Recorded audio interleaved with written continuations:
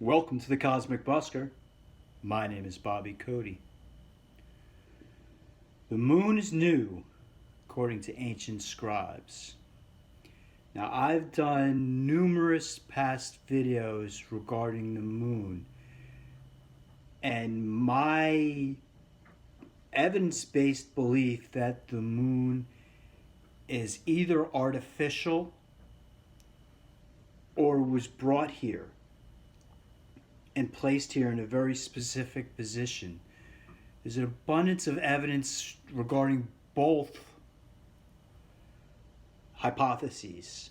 I'll put up a picture of the moon right here now where you can see it, and if you look closely, what you'll see is radial lines going from pole to pole. It almost looks like the moon has metal plates, like wedges, like an orange. And they're very, very symmetrical. I mean, if that's the case, the moon's artificial. And I've done past videos, as I stated, in that regard. And the evidence also that the moon was placed here is abundant as well, because there's like, the way the moon is exactly the same size as the sun from our perspective, and it can perfectly eclipse the sun, and that it follows the same path in the sky as the sun does. All this is, the fact of that happening naturally is trillions and trillions to one. It's the equivalent of like saying, you see that airplane? Yeah, that's natural. No, nature can't form an airplane any more than nature could form the Earth, Moon, Sun system. The odds of that happening are like billions and trillions to one. The logical explanation is that the moon was created. It's artificial, and even if it's not artificial, it almost certainly, if it was natural, it almost certainly was placed here in its current position. So, in that regard, I came across this one article that talks about ancient scribes and what they say about the moon. And I want to take a look at this article, and it goes over, it's not ancient people like just in Europe, ancient people in Europe, ancient people in South America, ancient people in Africa. They all say the same thing regarding the moon. So that's why I wanted to add this particular article to my little video collection here on the Cosmic Busker channel. So we're going to go to that article right now. I'm going to read through it. Right. So here's the article we're going to look at today. The website is humansarefree.com. I'm going to post the link down below directly to this article so you can read it for yourself. I'm not going to go through the entire article. I'm going to go through the first half. I'm not going to follow the second half, which gets into a whole bunch of speculations. But as you can see, we're going to read off. Headline reads, according to numerous ancient accounts, there was a time when the moon did not exist in the sky. In ancient writings and traditions, one could find proof of a time when the moon did not exist. Democritus and Anaxagoras mentioned that there was a time when no moon could be seen in the night skies. Now, Democritus and Anaxagoras, my understanding is these were like 3rd and 4th century BC, so 300 or 400 years before the time of Christ, philosophers in ancient Greek. So that's who these people were, Democritus and Anaxagoras. And in describing the history of the Greek region of Arcadia, Aristotle, very famous philosopher as well, writes that the Pelasgians lived in the area since very old times, at a time when the moon did not exist. So here we have 3 very well-respected ancient Greek scholars all talking about a time when the moon did not exist in Earth's skies. Okay, we'll move on. Reads that Apollonius from Rhodes mentions something similar. He talks about a time when not all the celestial objects existed in the sky. Before the time of Deucalion's and Pyrrha's generation, before the cataclysm, there they're referring to the global flood that the Bible talks about, that is also referred to as the Younger Dryas by modern day historians who connect the story of a global flood with evidence that about 13,000 years ago, the earth actually had a cataclysm that nearly wiped out humanity and also wiped out a lot of species off the earth. This is the Younger Dryas. I've done a video on that. We'll pop up a card to that so you can take a look at one of the videos I've done in that regard. But when the moon did not exist and the only humans that existed were the Pelasgians living on the mountains of Arcadia, a region in Greece. These inhabitants of Arcadia were also known as proselenes, meaning those that were before the moon in Greek, or those who existed before the moon. In Plutarch's work, Morals, we find the following. There were Acadians of Evander's following, the so-called pre-lunar people. Again, pre-lunar or before the moon. They existed before the moon did. Similarly, Ovid wrote, the Arcadians are said to have possessed their land before the birth of Zeus, and the folk is older than the moon. So, they're, to my eyes, they're talking about, I think I connect all this with the Younger Dryas. I suspect, I can't prove it, that before 13,000 years ago there was no moon.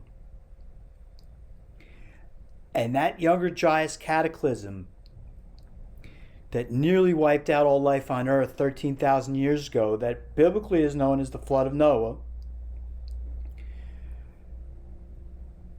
that the Earth before that we wouldn't even know, we wouldn't recognize. I think it was so much more different that it's incredible. I've read hypotheses that there was a lot more oxygen on the Earth, which I've done a video on that and tie that in with the fact that there was gigantism back then. They're huge, huge animals.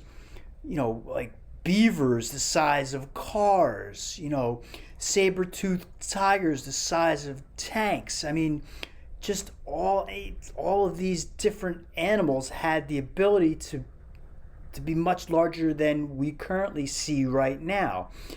I suspect it has to do with levels of oxygen.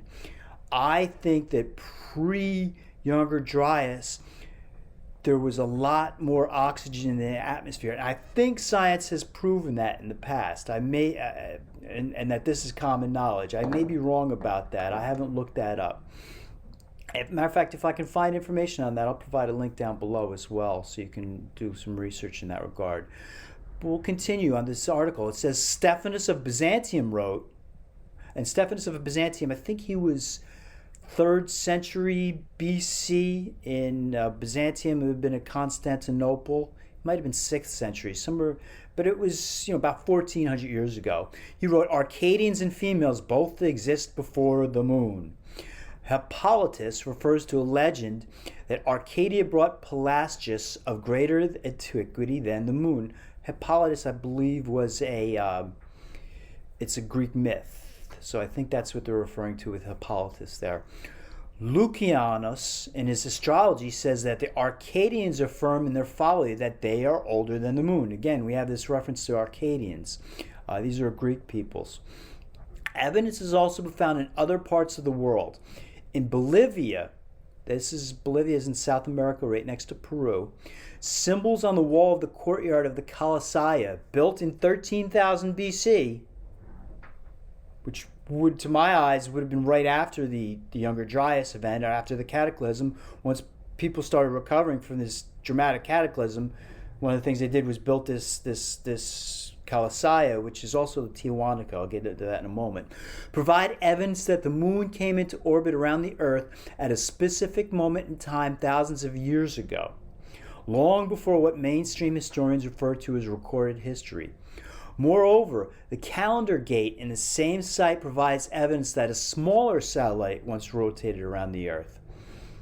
So under this hypothesis that I'm going on, something happened, and again, once that destruction happened, the moon was brought in. At the end of this article, I'll talk about why I think that may have happened. The moon was brought in, but it also talks about the oral traditions of Columbia Indians of the Bucota Highlands in the eastern Cordilleras of Colombia refer to a time before the moon.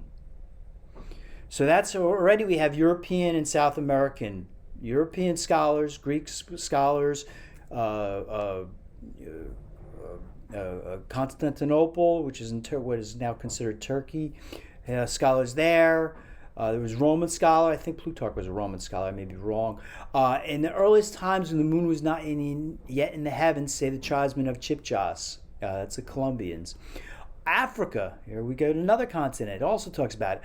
Africa also provides its own evidence. According to the Zulu legend, the moon was brought hundreds of generations ago by two brothers of alien form, Mwani and Mpanku. What does all this mean? Ancient memory of an earth inhabited by humans without a moon has passed from generation to generations, forming the traditions of numerous civilizations. How did the moon get there? All right, now I want to go back real quick to right here with the Kalasaya, the courtyard of the Kalasaya. I'm going to throw up a few photographs so you can get a sense of the Kalasaya. It's a monumental structure. One of those structures where they're like, how the heck did these people do this? You know, these people 13,000 years ago were supposed to be living in caves, throwing spears. They shouldn't be able to move around huge monumental stones and create huge monumental buildings. But yet, as you can see here with these photos, somehow they did that. Well, this courtyard of the Kalasaya Temple, is actually part of Tiahuanaco in Peru. It's actually on the Peruvian-Bolivian border, is my understanding. I think it strides in the border. Part of it is Peru, part Bolivia. I may be wrong about that. But this whole Tiahuanaco structure is amazing. I mean, it has monumental structures that ancient man 13,000 years ago just shouldn't have been able to build. And there was an archaeologist, I believe he was in the 1800s, late 1800s. He was one of the founders of what's called archaeoastronomy. His name is Arthur Poznansky. Arthur Poznansky went to Tiahuanaco, and I'll tell you what archaeoastronomy is. Archaeoastronomy is the study of ancient buildings, because all of them were built based on astronomical alignments. So archaeoastronomy is a combination of archaeology and astronomy, where they go in, they took a look at these ancient temples, and they judge how they were built astronomically to align to solstices or equinoxes or to the moon, the rising of the moon or the rising of the sun, or all these various aspects of celestial bodies. So that's what archaeoastronomy is. Arthur Poznansky is one of the founders of this field from a long time ago. He went to Tiahuanaco, and he's the one who said this was built 13,000 years ago. Which again, that's just, it overthrows all of history. Now, why this ties in with what we're talking about here is because of what happened with the Younger Dryas. Something happened to the Younger Dryas. There's been various theories. Some people think a comet came along and smashed into Earth. Other people like Robert Schoch believe that there were solar storms that hit the Earth and wiped people out. Other people think there was a combination of things that happened. But I think it's apparent if you take a look at the whole field that something happened that completely changed the Earth. There's no more giant animals on Earth except in Africa. And in fact, it seems that Africa was the only continent that was really spared from this destruction. It was the one that was least affected by this massive destruction that took place all over the planet. Why? Well, among other things, it's the only continent where massive animals still exist. Elephants, giraffes, hippopotamus, rhinoceros. They tend to only exist in Africa. South America used to have all these huge, massive armadillos the size of tanks. No longer. Why? Because they all got wiped out in this Younger Dryas conflagration that happened. Now, here's what I think is important, and what I think happened, and why they talk about there not being a moon. I think that once that massive destruction happened, I think there's some type of advanced civilization who's kind of acting as a guardian or caretaker of our solar system, a civilization that has the ability to move around suns and planets. I mean, we're talking about a civilization that is just far beyond anything we could even comprehend. I think that after this destruction happened on the planet Earth, I think in order to stabilize the Earth, because the Earth was in such bad shape, I think that they brought the moon in to act as a stabilizing influence on the Earth and the rotation of the Earth. And that in doing that, it's why the moon is set up perfectly so it looks like it's the same size as the sun from the Earth, and it can perfectly eclipse the sun. They put it in that specific location so it would be that way, and they set it in a certain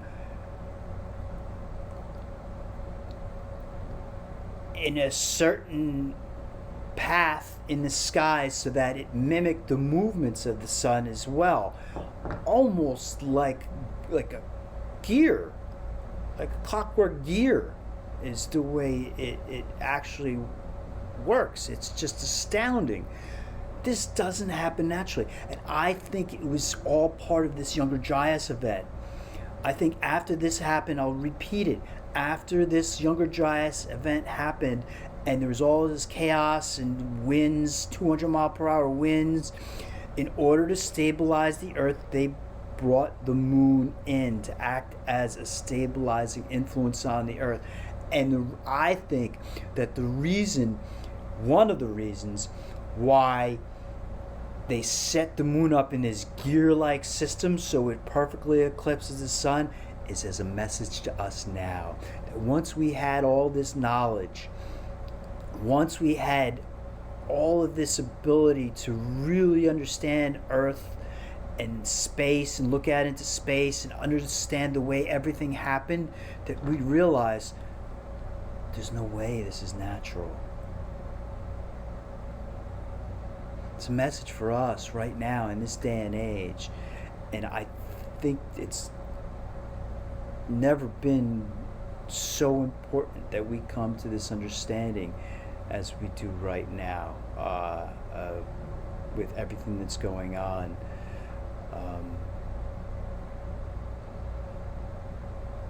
I'll leave it at that. But like, share, subscribe, comment, all that good stuff. But these people I don't think they're coming to save us. We have to save ourselves, so be smart. I'll repeat it. Like, share, subscribe, comment, all that good stuff. I got a PayPal down below. I could really use your help. If you want to help me out, please. Several things I'd like to do, very important things, including seeing my kids. I've had paperwork filled out to see my kids. I haven't seen them in 2 years, but I need your help. I have no income, no money to file the paperwork. It costs $50, so I could really use your help. So if you want to help me in that regard, PayPal's down below. Thanks for listening. I appreciate it. I'll have another video for you guys up very soon. Bye-bye.